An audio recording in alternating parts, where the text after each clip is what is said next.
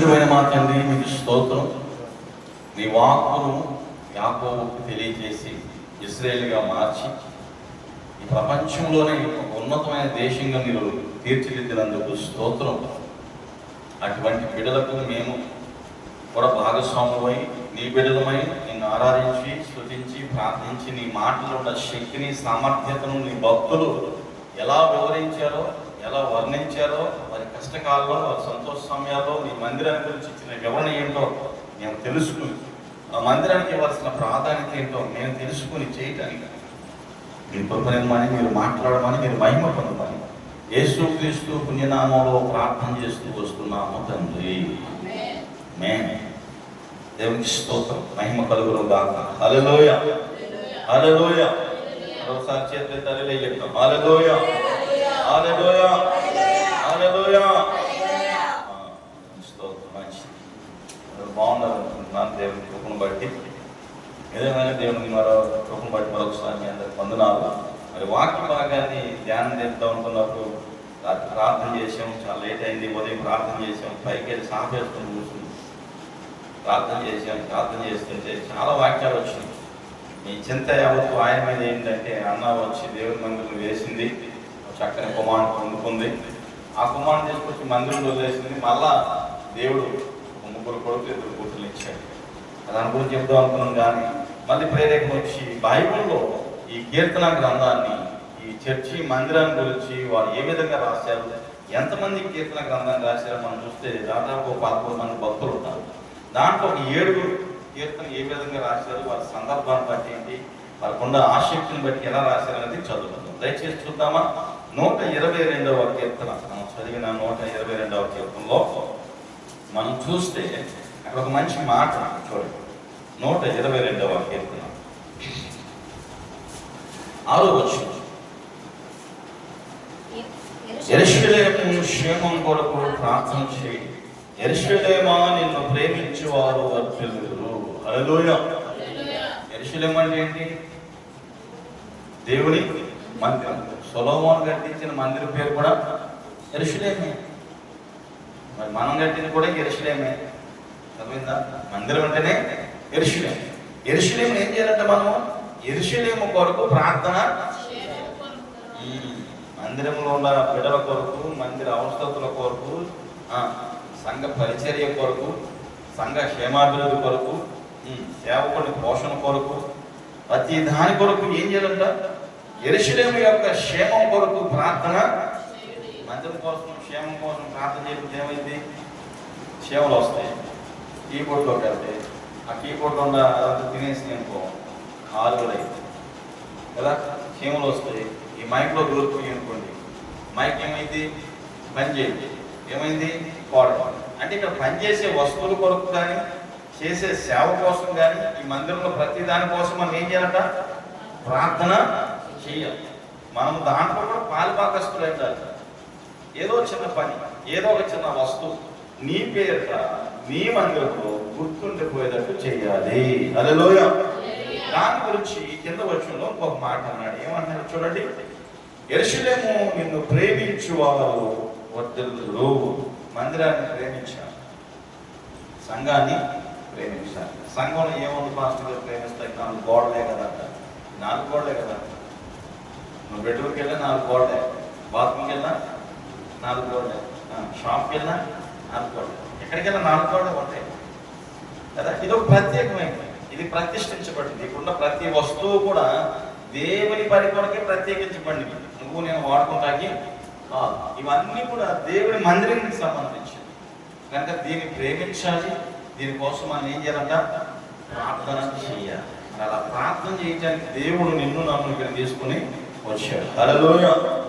మరి ప్రేమించి ఈ మందిరానికి మనం ఏం చేయాలి? ఇప్పుడు రాజా గారు ఫ్లెక్స్ చేయించారు. మీరందరూ చేసినవి ఇవన్నీ సువార్తమే తీసుకొని చేయించింది. అలా చేయించారు. మీరు కూడా ఈ మందిరంలో మీ గుర్తింపు కోసం కూడా ఏదో ఏం చేయాలి? చెయ్యాలి. చేసినప్పుడు ఏమైంది? నువ్వు ప్రేమించినట్టే కదా. నువ్వు ప్రేమించిన వాళ్ళకి మీరు ఏమి ఇవ్వరా? సరే ఇరా ఇస్తారు, గిఫ్ట్లు ఇస్తారు కదా. ఆ గిఫ్ట్లు కూడా ఎవరికి ఇవ్వాలి? దేవుని మందిరానికి ఇవ్వండి. పనికొచ్చేది. ఇప్పుడు నేను చెప్పాను కదా, కర్టన్స్ అనో, పెయింటింగ్ అనో, లేకపోతే ఈ సౌండ్ సిస్టమ్ మనం డిస్టర్బ్ లేకుండా గంట సేపు దాంతో ఆడుతున్నారు. ఎట్లాగా ప్రార్థన చేయండి. హల్లెలూయ. ప్రేమించి మందిరము నిమిత్తం ప్రార్థన చేయండి.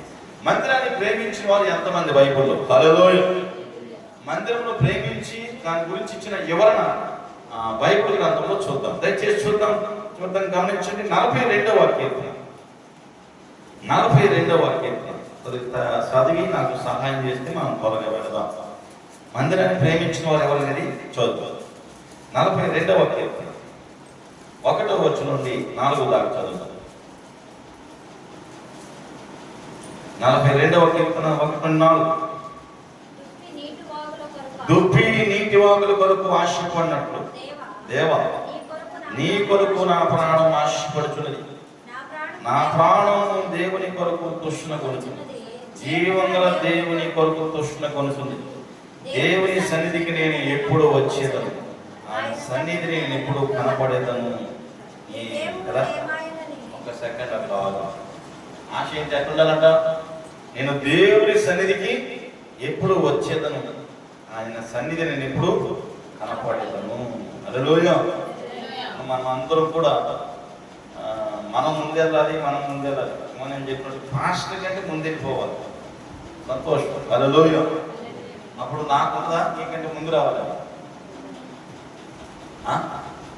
మీకేనా? మరి వీళ్ళకంటే వెనకెళ్తే ఫాస్ట్గా రాలేదు కదా అని మీరు అనుకో. ఎవరంటారు?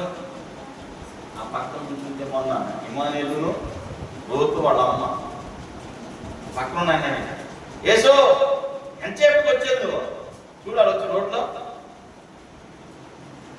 కదా. ఎవరు అడిగారు నన్ను? చెప్పండి. పక్కన అడిగారు లేదా? ఆలోచించి. అందుకని ఏదో ఒక ఆలస్యం పడవచ్చు, ఏదో ప్రార్థన చేయమంటారు, ఏదో వస్తుంది అటానికి మనం ఆలస్యం చేయటానికి లేదు. అందుకని మందిరానికి వచ్చే ముందు మనం ఏం చేయాలంట?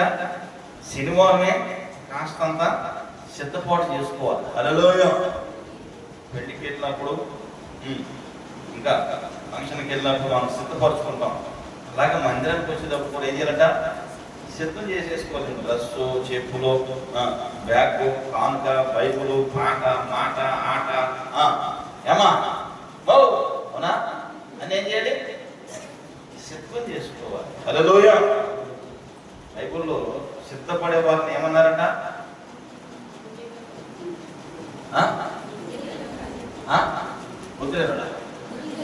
బుద్ధి కలిగిన కన్యక సిద్ధపడుతున్నారు. హల్లెలూయా. ఓకేనా? ఎప్పుడు చూడండి ఏమన్నాడమ్మా? ఒకసారి జీవం గల దేవుని సన్నిధికి నేను ఎప్పుడు వచ్చేది, ఆయన సన్నిధికి నేను ఎప్పుడు కదా. ఇక్కడ మనం చదువుకుంటూ పోతే అక్కడ మాట అంటాడు 4వ వచనం. జనులలో జనసమూహంలో పండుగ చేయు జనసమూహంతో నేను వెళ్ళిన సంగతి సంతోషం కలిగి స్తోత్రము చెల్లించు. దేవుని మందిరంలో వారిని నడిపించిన సంగతిని జ్ఞాపకము చేసుకునగా నా ప్రాణం నాలో ఏమైపోతుందంట? దేవుని మందిరమునకు వారిని నడిపించిన సంగతిని జ్ఞాపకము చేసుకుంటే ఏమైపోతుందంటే మన ప్రాణం ఉండాలి. మనం దేవుని మందిరానికి నడిపించాలి. మన మందిరానికి వచ్చేవాడిని వేరే వాళ్ళు నడిపిస్తారు ఇంకో చోట. మరి మనం ఏం చేయాలి? ప్రార్థన చేస్తాం. టైం వచ్చినప్పుడు మన మందిరానికి నడిపించే అవకాశం వచ్చినప్పుడు కూడా ఏం చేయాలి? మన మందిరానికి నడిపించాలి. గమనించండి, అబద్ధం చెప్పడం ఎంత తక్కువ, నిజాన్ని దాచిపెట్టడం కూడా అంతటి డబ్బులు ఉన్నంత. నిజాన్ని నిజంగా చెప్పడం కూడా అది ఇంకా తక్కువ. అవకాశం వచ్చినప్పుడు దయచేసి నేను ఏమంటే మీకు దేవుడు జ్ఞానం ఇచ్చి ఆ తెలివినిచ్చి చక్కగా మిమ్మల్ని ఏం చేయాలి? సమయానుకూలంగా దేవుడు వాడుకోవాలి. హల్లెలూయా. కనుక దేవుని మందిరానికి జనాలు ఏం చేయాలంటే మనము నడిపించాలి. అర్థమైందా? నేను అదే అనుకున్నాను. సోమరాజు సార్ ఫోన్ చేసినప్పుడు ఆటో ప్రాబ్లం అవుతుంది కదా, ఆయన దగ్గరికి ఆటో ప్రాబ్లం అవుతుంది కదా, ఇక్కడ రావాలంటే చెక్ పోస్ట్కి అందరూ వచ్చేస్తున్నారు. నేను అదే ప్రార్థన చేశాను. ఎందుకు రాకుండా ప్రాబ్లం అంటే దూరం. నేనేమంటాను, ఎంతకంటే దూరం మందిరం వెళ్ళేవాళ్ళేరా ఇక్కడ హైదరాబాద్ కలవ టెంపుల్కి వెళ్ళే వాళ్ళు ఉన్నారు. నర్సు సంపాదించేది 10,000. చిలకలూరుపేట సాలెమన్ దగ్గరికి వెళ్ళదు. ప్రతి వారం ట్రైన్కి తెల్లవారు ప్రయాణం చేసి ఆదాలు చూసుకుని మళ్ళీ ఎప్పుడు వచ్చి డ్యూటీకి వెళ్తాం కదా. మనకి 5 కిలోమీటర్లు 6 కిలోమీటర్లు దూరం అయిపోతుందంటే దూరం అనుకుంటే దూరం, దగ్గర అనుకుంటే దగ్గర. ఎందుకంటే ఈ మధ్యన ఉన్న సేవకులు అటువంటి వాడు అర్థమైందా? సేవకులు ఒకరి గురించి ఒకరు మంచిగా చెప్పేవాడు ఎవరు కూడా లేదు. ఇంత అంత మంచిది అనుకుంటాడు. అర్థమైందా? ఈ రోజులు ఎక్కువ సేవ పాడైపోవడానికి కారణం సేవకులే. సంఘాలు ఇన్ని రావడానికి, సంఘాలు నాశనం అయిపోవడానికి కూడా సేవకులే. మందిరాన్ని పాడు చేసే సేవకులు చాలా మంది అయిపోయారు. సంఘాలు పాడు చేసే సేవకులు ఎంతో మంది. అర్థమైందా? అబద్ధాలు చెప్పి కేవలం సేవకులు ఉన్న లక్షణాలు ఏంటంటే అబద్ధాలు. అందుకని ప్రభుత్వం అబద్ధ బోధకులు ఉన్నారు, జాగ్రత్త. మా జోషప్కి చాలా అనుభవం కదా. కనీసం వారానికి 2 ముగ్గురు వచ్చేస్తుంటారు. ఇవుడు పడితాడు వస్తున్నాడు, మీరు మాత్రం రావట్లేదు పాస్టర్ గారు వస్తాడు. అందరూ వస్తున్నారు, ప్రార్థన చేస్తారు, నువ్వు మాత్రం రావట్లేదు. నేను వెళ్ళిన వరకు కూడా ఒక ఆయన వచ్చాడు. స్తోత్రం. మంచిది. నేనేమన్నంటే దేవుని మందిరానికి మనం ఏం చేద్దాం? కోరాహు కుమారులు ఏం చేశారంటే వాళ్ళే నడిపించాడు. ఆశతో రావాలి కదా. ఆశ ఉంటే ఏ పనైనా జరుగుతుంది. హల్లెలూయా. కనుక కోరాహు కుమారుల వల్ల మనం ఏం చేద్దాం? ఆసక్తితో వద్దాం, ఆసక్తితో నడిపిద్దాం. హల్లెలూయా. రెండోది చూద్దాం. నేను ముగిద్దాం అనుకున్నాను తొందరపడి. చూడండి 50వ కీర్తన, కీర్తన గ్రంథం 50, కీర్తన గ్రంథం 50 1వ దేవాది దేవుని యెహోవా ఆజ్ఞిస్తున్నాడు, తూర్పు దిక్కు మొదలుకొని వడమటి దిక్కు వరకు భూనివాసులను రమ్మని ఆయన పిలుచుచున్నాడు. హల్లెలూయా. ఎక్కడుంట మనకి ఎంత దూరం అనుకుంటున్నాం చూడండి. మన పక్కనే ఉన్నాం. తూర్పు పడమటి ఎంత దూరం ఎవరికి? అక్కడ నుండి రమ్మన్నాడు మందిరానికి, సంఘంలో ప్రార్థనకి. హల్లెలూయా. బాగోపోయినా, కష్టం వచ్చినా, నష్టం వచ్చినా మందిరంలోకి వచ్చి ప్రార్థన చేస్తే దానికి వచ్చే విజయం ఇంకా దేనికి రాదు. నాడు చాలా మంది ప్రభుని ఎరగని వారు వైద్యుల దగ్గరికి వెళ్తారు కదా, మంత్రగాడి దగ్గరికి వెళ్తాడు, తంత్రగాడి దగ్గరికి వెళ్తాడు. ఆడది చేసి ఇది చేసి అన్ని అయిపోయి హాస్పిటల్లో కూడా డిక్లేర్ చేసేసి బతకడు అంటే తీసుకొచ్చి ప్రార్థన చేయండి, మేము మాత్రం పక్కన కూర్చుంటా ఉంటాం. ఆయన దేవుడి మీద వాళ్ళకి నమ్మకం రాదు. ప్రార్థన చేసి బాగా అయిపోతే డైరెక్ట్గా వెళ్ళిపోతాడు, మన మొక్కుబడి తీసుకుంటాడు. ఈరోజు అనుకుంటే చాలా మంది చనిపోయేదానికి సిద్ధపడతారు, కానీ అదే అంటారు మన సంఘపడ్డారు వస్తున్నారు. వెస్టేజ్ ఈ ప్రాణాలన్నా పోగొట్టుకుంటారు, కానీ మందిరానికి అయితే అదా వెస్టేజ్. మేము ఆ దేవుడు నమ్ముకుంటాం. ఎంతమంది దేవుడు నమ్ముకున్న వాడు ఎగతాళి చేసేవాడు ఉన్నారో తెలుసా? నేను గ్రౌండ్లో వాకింగ్ వెళ్ళినప్పుడు, రే మజా ఆడు తీసుకురా, ఆడేంటట క్రీస్తురా, మనం దర్శనానికి రమ్మంటే రాదు. ఎగతాళి అంటే నువ్వు తీస్తానుకో, యేసనుకో, రక్షకునుకో, ఏమనుకో, నీ పాపాల నుండి రక్షించేది యేసు ప్రభు ఒకటే అన్నాడు. హల్లెలూయా. నేను ఎగతాళి చేసేవాడు బోడంతమంది, ఏలం చేసేవాడు బోడంతమంది, బయట ఒక మాట లోమ ఒక మాట అనేది బోడంతమంది. అదైందా? ప్రేమించేవాడు కంటే మిమ్మల్ని దూషించేవాడే ఎక్కువ. అదైందా? అంత మాత్రాన మనం చేయగలిగింది ఏమీ లేదు. మనం చర్చి కట్టిన చంకయ్య వారి దగ్గర నేను విమానీయలేదు.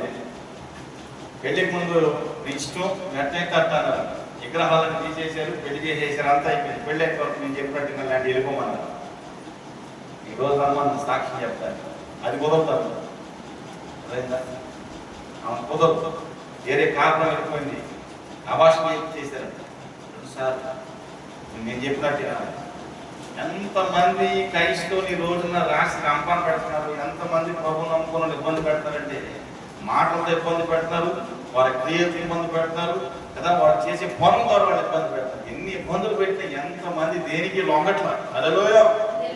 రైల్వే స్టేషన్లో భిక్షం అడుక్కునే ఒక ఆమె, రాత మనం మీరు 7 రూపాయలు ఇస్తాము, జై శ్రీరామ్ అనమంటే నేను అన్నం హల్లెలూయా అంటాను. అంటున్నాడు అన్నాడు, కుష్టి రోగం ఉన్నంత విశ్వాసం కూడా లేదు నీకు అనలేదా? నువ్వు ఇస్తే ఇకపోతే హో నేను మాట్లాడతాను. దేవుడు పెట్టారా? నేనేమన్నంటే మనం సిగ్గుపడే వారిగా ఉండకూడదు. నా జనులు ఇక అన్నాడు సిగ్గు పడరు. చూడండి 51 కీర్తన మొదటి వచనం ఒకసారి చదవమ్మా. దేవాది దేవుడికి యెహోవా సెలవిచ్చుచున్నాడు, తూర్పు దిక్కు నుండి పడమటి దిక్కు నుండి భూనివాసులను యెహోవా సన్నిధికి పిలుస్తున్నాడు. హల్లెలూయా. ఓకేనా? 6వ వచనం కూడా ఒకసారి చూద్దామా. దేవుడే తాను నాయకత్వం అయినాడు, ఆకాశమైన నీతిని తెలియజేయుచున్నది. హల్లెలూయా. దేవుని బిడ్డ ఆసాపు రాస్తున్న కీర్తన 51 కీర్తన. కాబట్టి మనం తూర్పు నుండైనా పడమటి నుండైనా ఏ విధము చేతనైనా మందిరానికి నడిపించడానికి ప్రయత్నం చేయాలి. మనం వెళ్తే మనం వెళ్ళదు. మోడల్ లేకుండా చెప్తాం, ఏ మందిరానికి రండి, లేకపోతే నాకు డౌటే లేదు. మీరు ఎప్పుడైతే దేవుడి కోసం త్యాగం చేస్తారో ఆయన కూడా త్యాగం చేస్తారు. ఆయన ఆల్రెడీ మీకోసం త్యాగం చేయమంటే మీరు రక్షించబడ్డారు. ఈ పాపాలని శిలువలో మోయబడ్డాయి, బంధించబడ్డాయి. కనుక 3వ చూద్దాం. హెజ్ర రాసిన కీర్తన. మీకు డౌట్ రావచ్చు, అయ్యగారు మీరు చెప్పే కీర్తన ఎక్కడుంది, పేరు ఎక్కడుందంటారా? 50 కీర్తన పైన వచ్చిన చూడండి, ఎవరు రాశారో కూడా ఎప్పుడు రాశారో చూడండి. ఆసాపు కీర్తన ఉందా? 42వ కీర్తనలు కూడా మీరు చూడవచ్చు. కోరాహు కీర్తన, దావీదు ఒకరే రాయలేదు కీర్తన. ఇప్పుడు రాసేది హెజ్ర. చూడండి 89వ కీర్తన చూడండి. హెజ్ర రాస్తున్నాడు. ఒక్కొక్క భక్తులు ఒక్కొక్క అభిరుచి, ఇప్పుడున్న మనది ఒక్కొక్కటి ఒక్కొక్క టేస్ట్. 89వ కీర్తన 2-3 వచనం చూద్దామా. కృప నిత్యము స్థాపింపబడు అని ఆకాశములోని విశ్వాసత స్థిరపరచుకుందు అని నేను అనుకుని ఉన్నాను.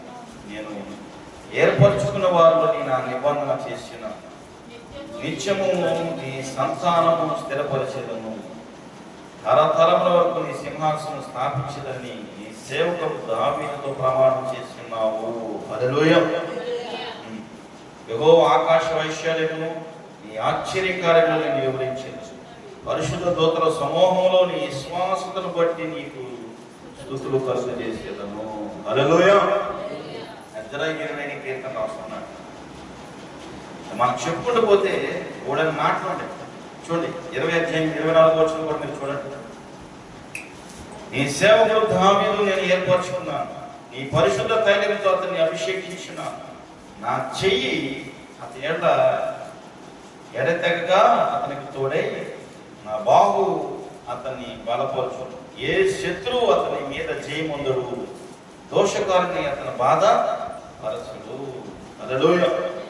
నేను ఎందుకు చెప్పుకొస్తున్నాను, మనము దేవుని మందిరములో దేవుని ఆరాధించి స్తుతించే వారికి ఉంటే నీకు వచ్చే బాధలుండో, వ్యాధులుండో, ఇరుకులుండో, ఇబ్బందులుండో, కష్టాలుండో ఆటోమేటిక్గా సెట్ అయిపోతాయి. హల్లెలూయా. అదే మన వారం కూర్చోలేక కనీసం అన్నం కూడా తినాలి. నాటు రూపాయి వంకాయ వేసేది, అది బాధ వేసేది. అట్లా కొద్ది కాసం సేపు కూర్చొని వెళ్ళిపోయి ఇప్పుడు చక్కగా పాటలు పాడుతున్నాను. నేనేమిటి చెప్తున్నానంటే అటువంటి ఉత్సాహం కలిగి నలుగురు సంఘంలో. హల్లెలూయా. నీరసం బయటకు పోదు. అలాగే మనం దేవుడిని ఆరాధించేటప్పుడు కూడా సంతోషంగా గంతులు వేసి ఎటువంటి మీ పిల్లలు ఎంత బాగా పాడుతున్నాం, మనం కూడా అలా పాడాలి, అలాగ ఆరాధించాలి, దేవుని సన్నిధిలో అది చెయ్యాలి కదా. చూడండి మోషే రాసిన కీర్తనలోకి వెళ్దాం. 91వ కీర్తన చూడండి. మోషే రాసిన కీర్తన 90 చదువు. మొదటి వచ్చు. ప్రభువా తరతరముని మాకు నివాస స్థలము నీవే, పర్వతములు పుట్టకము భూమి లోకము నువ్వు పుట్టింపక మునుపు యుగ యుగములు ఏ దేవుడవు. చూడండి మోషే మాకు సగం నువ్వే, మాకు కలిసిన పెట్టింది వాడుము నువ్వే కదా. భూమి కొట్టలేదు, ఆకాశం కొట్టలేదు, సమస్తాన్ని కలుగు చేసిన దేవుడవు నీవే. 14వ వచనం చూడండి. ఉదయమున నీ కృపతో మమ్మల్ని తృప్తిపరచుము, అప్పుడు మేము మా దినములను ఉత్సాహించి సంతోషించేదము. ఈ దరిద్రతాన్ని మొహం చూసి అందుకే పడిపోయాను.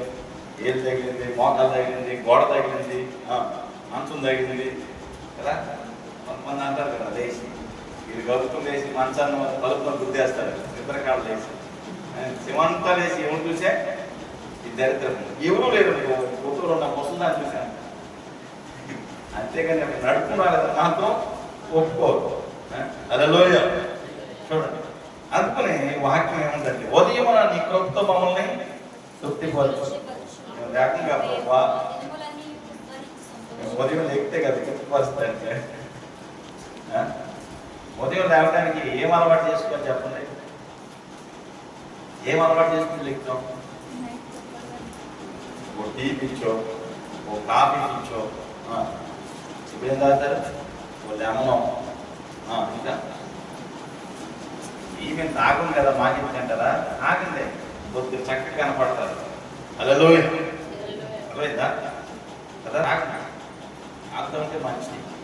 అలవాటు చేసిన ఆటోమేటిక్ ఏం లేవు. ఇప్పుడు మనం ఉదయమున నీ కృపతో మమ్మల్ని తృప్తిపరచుము, అప్పుడు మేము మా దినములని ఉత్సాహించి.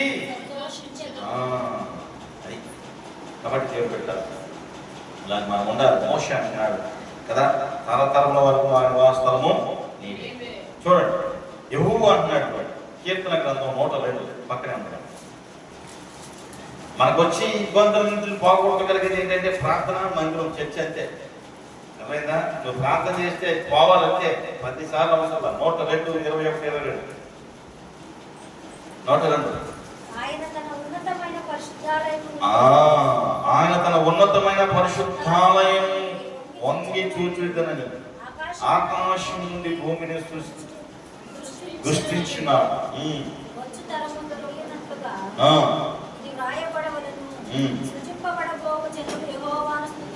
హల్లెలూయా. మందిరానికి వచ్చేవాళ్ళేదో దేవుడు ఏం చేస్తాడంట? ఆకాశం నుండి వంగి చూస్తున్నాడు. హల్లెలూయా. అర్థమైందా? గమనించండి, నేను వాక్యం మిస్ అయిపోయాను. ఇవన్నీ నువ్వు చేయాలంటే ఫస్ట్ నువ్వు ఏం చేయాలి తెలుసా? చదవండి 91 కీర్తన 92:13 చూడండి. 92:13. యెహోవా మందిరంలో నాటబడిన వారే వారు మన దేవుని ఆవరణలో. ఇప్పుడు మందిరంలో ఏం చేయాలి? నువ్వు నాటాలి. ఓ చెట్టు నాటితే దానికి ఏం చేయాలి? ఎవరు వచ్చిపోతారు? ఇక్కడ చెట్టు నాటారు, ఇక నువ్వు చర్చికి రాలేదనుకో, ఏమైతే మొక్క మరి నువ్వే రాకుండా నీటోడు పోతారు. మన వర్తిల్చలేదు మందిరానికి కదా, మన మందిరంలో వర్తిల్చలేదు ఏంటి ప్రభా? దీవించబడట్లేదు ఏంటి ప్రభా? ఆశీర్వదించబడట్లేదు ఏంటి ప్రభా? ఎదగట్లేదు ఏంటి ప్రభా? నా జుట్టు నల్ల కావట్లేదు ఏంటి ప్రభా? నేను ఇంకా బాగా పెరగాలి ప్రభా. ఎంత పాడిన వినపడట్లేదు అంటాడు ప్రభా. కష్టం ఎంత గట్టిగా వినపడట్లేదు, మైక్ కష్టం రావట్లేదు ప్రభా. నమ్మొచ్చు అంటుంది. ఇక్కడ బాగా వస్తుంది కదా, ఇక్కడ అక్కడ రాదే అంటే అక్కడ మైక్ రావలేకపోతుంది. హల్లెలూయా. మందిరంలో నాటపడ్డావు నువ్వు ఏం చేయాలి? అప్పుడప్పుడు వచ్చి నీళ్ళు పోసుకోరా, బాగా నీళ్ళు పోసుకుంటారా? వచ్చి కాస్త ఏం చేయాలి? ఏ నీళ్ళు పోతారు? గుర్తు నీళ్ళు పోతే మొక్కలో రావు. చూడండి, అది కూడా చూడండి. 50వ కీర్తన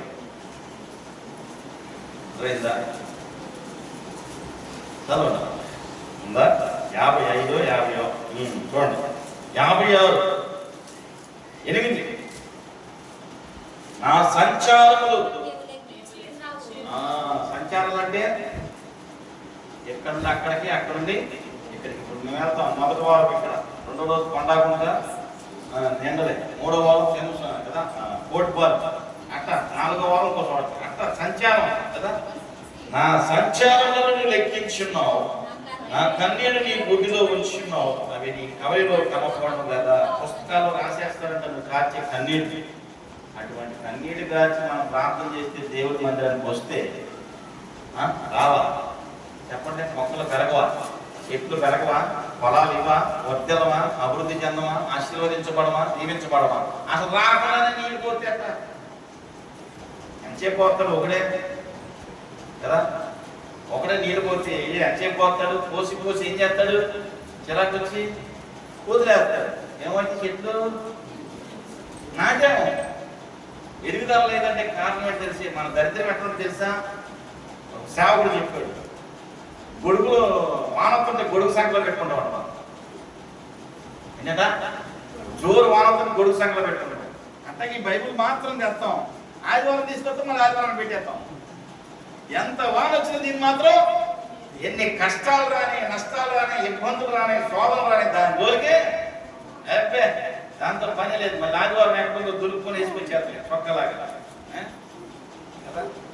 మనం ఒక ఆయన చూసా, యాంగిల్ అయింది ఎట్టుందా, ఎట్టేసుకోవాలి, మాస్టర్ తిడతాడు నా చర్చికి ఎత్తి, ఇస్త్రీ చేయించి అంటున్నాడు. దాన్ని మోటలో పెట్టి లాగుతూ ఉన్నాడు, గుండీలను గుడిపోయేటట్టు చొక్కా. ఏం చేస్తున్నావు అన్న? ఏం చేసేదే గారు ఈ ఆటలు, ఐరన్ చేయమంటే దీని గుడి ఏదో గుడ్డలో పెట్టి పెట్టేసింది, దీన్ని లాగితే గుండీలను కొడుతుంది. నేను నన్ను తిడతారు గుడ్డలు సక్కరంగా. అదే లోయ గమనించండి, దేవుడు పెట్టారు కదా. మందిరంలో ఏం చేయబడాలి మనం? నేను నాటికి పెరిగేది ఎవరు పెరగలేదు, నువ్వే పెరుగుకోవాలంటే. అర్థమైందా? పెరిగిన తర్వాత ఏమవుతుంది? మనం పెరిగిపడిన తర్వాత ఎండిపోతారు చాలా మంది. ఏమైపోతారు? ఎండిపోతారు. ఎండిపోయి లిస్టులో ఉండకూడదు మనం. ఏ లిస్టులో ఉండాలంట? ఒక్కసారి చదవమా. వర్ధిల్ల సంచారం కదా మనకు వచ్చేసి 92 వచ్చి 92. యెహోవా మందిరములో నాటబడిన వారు దేవుని ఆవరణలో ఏం చేయాలంట? మందిరం ఆవరణలో వర్ధిల్లిపోవాలి. వర్ధిల్లినప్పుడే దేవుని మందిరానికి ఆనందం. మీ ఇంటి ముందు చెట్టు పెట్టారు, సీతాఫలం చెట్టు. దానికి ఏం చేస్తారు రోజు? అమ్మో చూడండి, 1 గంట ముగించేస్తే మొగలే ఉంటారు దాగి చెప్పి. ఇంటి ముందు ఏ చెట్టు పెట్టారంట? సీతాఫలం. ఎంతో బలం. నా కొడుకు సాహిత్యం దగ్గర సీతాఫలం ఎంతో బలం అని చెప్పుకుంటూ నడుచుకుంటా.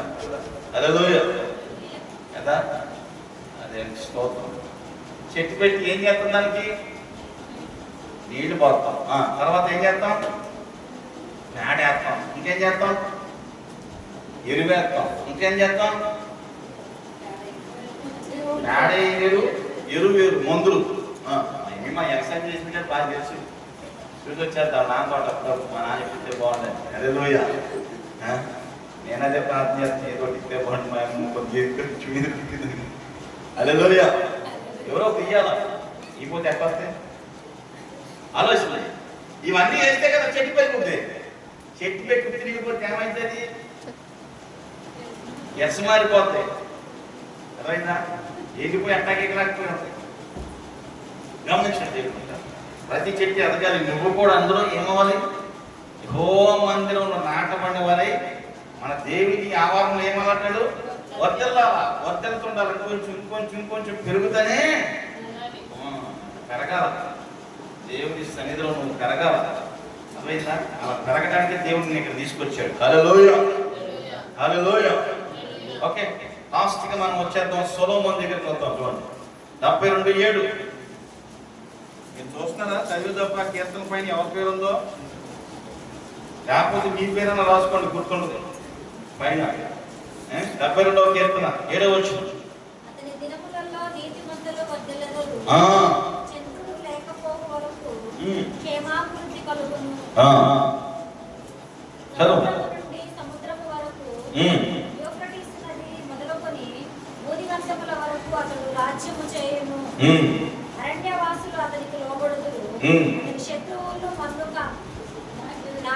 అది కదా, మనతో శత్రుత్వం పెట్టుకున్నాడు. ఏం నాకాలంట? మను నాకాలంటే మనం దేవుడి మందిరంలో ఏమైపోవాలా? నాటపడాలి. హల్లెలూయా. ఏం చేయాలా? నాటపడి నువ్వు ఎదుగుతూ చూస్తే ఆటోమేటిక్గా వాళ్ళకి ఏమొస్తాయి కదా. సోయా ఏమవుతాయి? సోయ అంటే అసోయ చేద్దాం. ఏమవుతాయి? అసోయ అనసోయ? అసోయ. హల్లెలూయా. గమనించండి దేవుడు బిడ్డ, అసూయ రావాలి. ఓకే, నువ్వు ఎలా ప్రార్థన చేయాలి తెలిసిన మందిరంలో చివరి వచ్చిన చదువుకొని ముగిస్తా. మొన్నటిదాకా గోడలు పెట్టేవాడు మా కుటుంబం, మా ఫ్యామిలీ కూడా ఆ వాక్యాన్ని చదవడం. 2వ దినవృత్తాంతాల గ్రంథం 9:7-29. ఇది మీరు రాసుకొని చదువుకొని మీ ఇంట్లో ప్రేమ పెట్టుకొని ఈ విధంగా ప్రార్థన చేయండి. ఈ విధంగా ప్రార్థన చేస్తే దేవుడు మీ కుటుంబం ఇలా దీవిస్తారని నేను ఆశపడుతున్నాను, మీరు ఆశపడతారు. చూడండి 2వ దినవృత్తాంతాలు 7:29.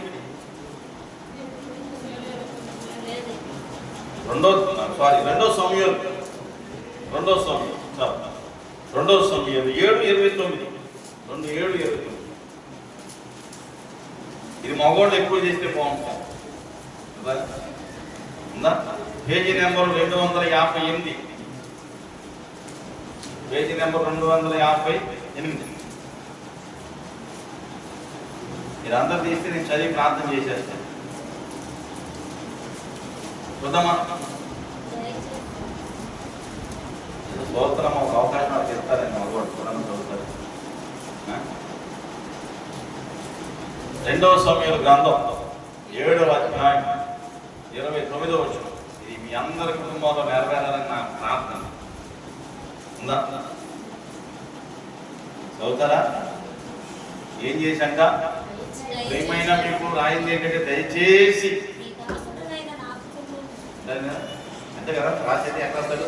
దయచేసి కదా, దయచేసి నీ దాసుమైన నా కుటుంబము నిత్యము నీ సన్నిధి ఉండునట్లుగా దానిని ఆశీర్వదించు. ఎక్కడ ఉండాలంట? దావీదుకి ఎంత ఇష్టం తెలుసా మందిరం? యెహోవా ప్రసన్నతను చూచుటకు అంటాడు.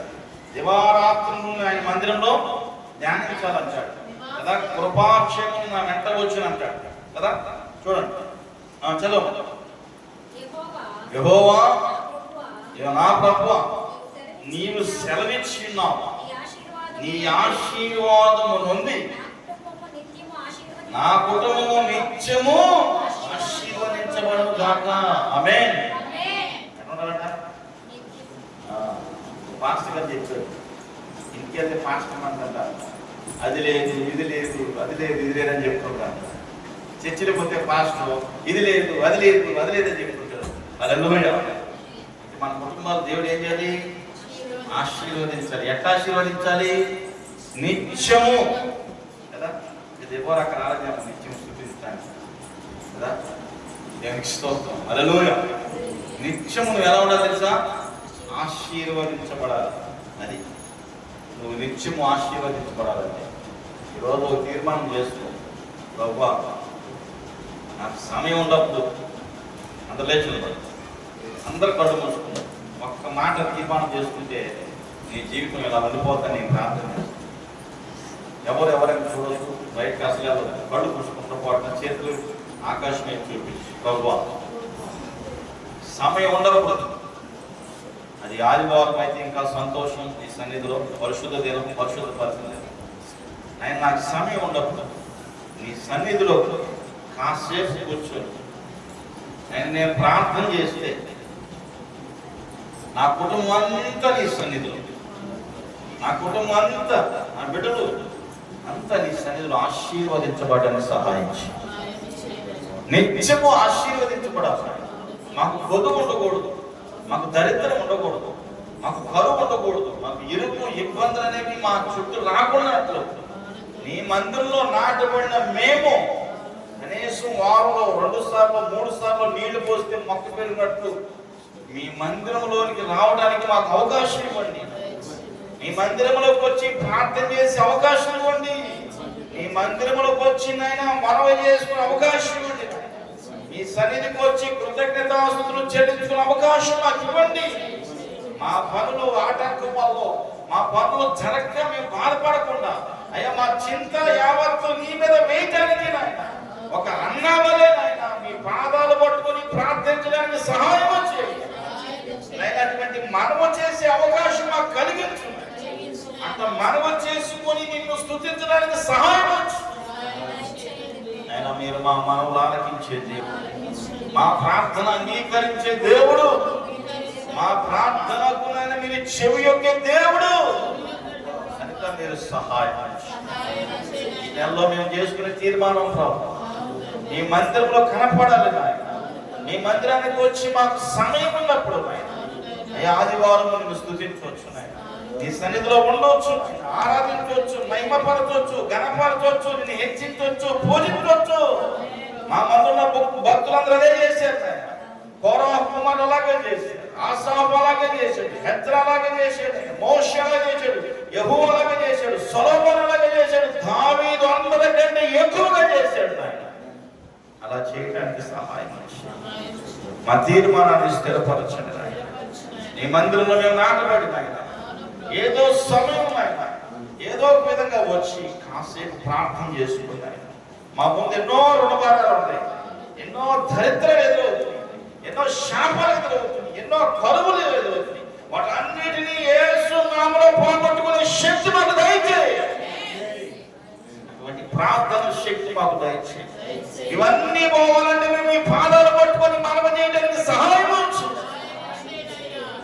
అన్నిటి విషయంలో నీ పాదాల్లో గోజాడి ప్రతి దాంట్లో మేము వర్తలడానికి మీ సహాయం అయ్యా. మీ దాసులు అయిన కూడా నీ బిడ్డల కుటుంబాలన్నింటినీ మీరు నిత్యము ఆశీర్వదించండి, నిత్యము ఆశీర్వాదకరంగా మార్చండి, నిత్యము వర్తలనట్లు సహాయం చేయి, నిత్యము కృపాక్షేమముతో నిన్నట్లు సహాయం చేయి. నీ బిడ్డలను బలపరచు, వారి చేతి పనులు స్థిరపరచు, వారి ఉద్యోగాలు స్థిరపరచున్నాయి, వారి వ్యాపారాలు స్థిరపరచున్నాయి, వారు చేస్తున్న రేఖల కష్టాన్ని దీవించు ఆయన. వారు చేయు ప్రయత్నాలన్నింటిలో